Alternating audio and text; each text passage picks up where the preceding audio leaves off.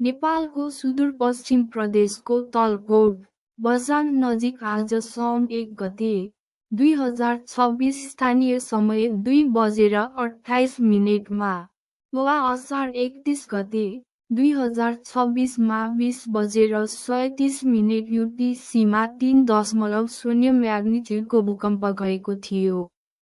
EMSC-ले यसको वेबसाइटमा रिपोर्ट गरे अनुसार भूकम्प सतहको 10.0 किलोमिटरको धेरै कम गहिराइमा समन्वय अक्षांश 29.587 र 81.314 देशान्तरमा अवस्थित थियो।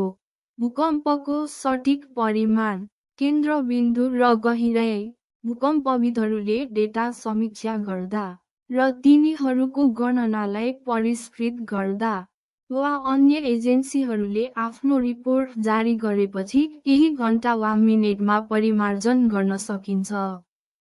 सम्भावित परकम्पहरू आउन सक्ने सम्भावित परकम्पहरूका लागि सतर्क रहन सिफारिस गरिएको कार्यक्रम हो। आज दिउँसो भूकम्पको केन्द्रबिन्दु नजिकको क्षेत्रमा आंशिक बदली रहने मौसम पूर्वानुमान महाशाखाले जनाएको छ।